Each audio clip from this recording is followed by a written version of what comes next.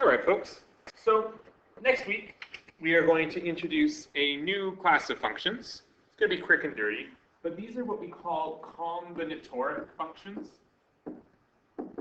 or combinatorics. And they're used to count things. And I mean, it doesn't seem like we often need functions to count. We're good at counting. But when numbers get particularly large, combinatoric functions can be our best friend. So let's say, for example, I'm interested in the permutations, that is the different ways of organizing the letters A, B, and C. There are 6 of these permutations. Those are A, B, C, A, C, B, B, A, C, B, C, A, C, A, B, and C, B, A. Those are the 6 ways that I could possibly organize the letters A, B, and C.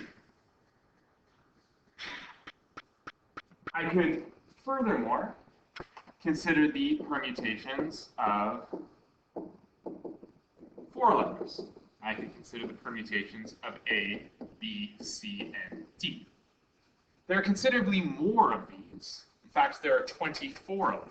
So I have A, B, C, D, A, B, D, C, A, C, B, D, A, C, D, B,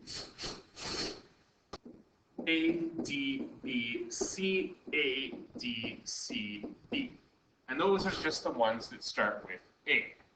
I have 6 more that start with B. So I've got B and then 3 different letters, and I can do that in 6 different ways. I can do 6 permutations that start with the letter C, and I can do 6 permutations that start with the letter D. So altogether, 4 groups of 6, that gives me 24 possible permutations. Things are getting out of hand quickly, because if I went up one step further and looked at the permutations of 5 letters, so if I looked at the permutations of A, B, C, D, and E, there are actually 120 of these. So why 120? Let's figure that out. Well, my first letter can either be an A, or a B, or a C, or a D, or an E.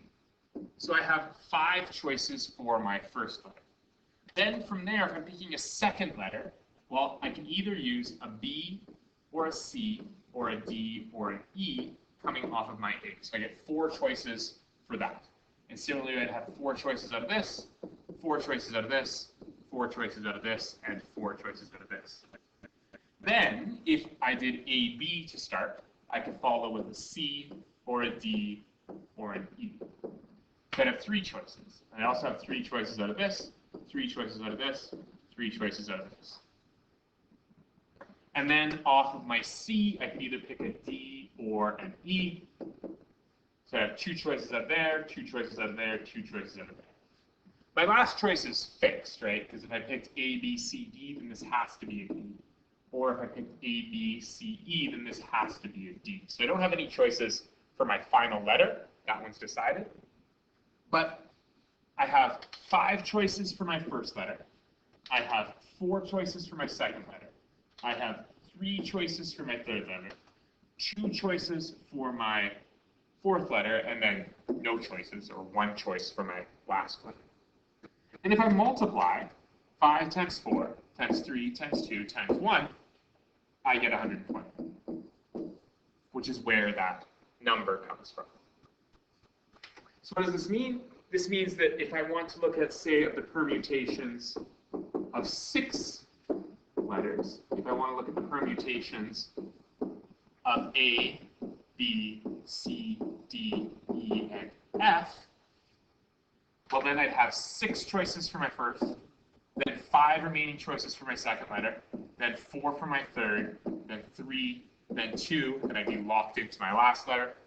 So give me a total of 720 permutations of the letters A, B, C, D, E, and F. So here is my first combinatoric function. Instead of writing 6 times 5 times 4 times 3 times 2 times 1, I will instead write 6 factorial. 6 with the exclamation mark after it, which I'm going to read out as 6 factorial.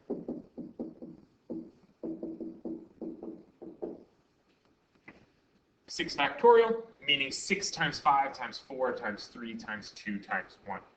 So this exclamation mark becomes a function of a whole number like 6, where I multiply that number by all the things that follow.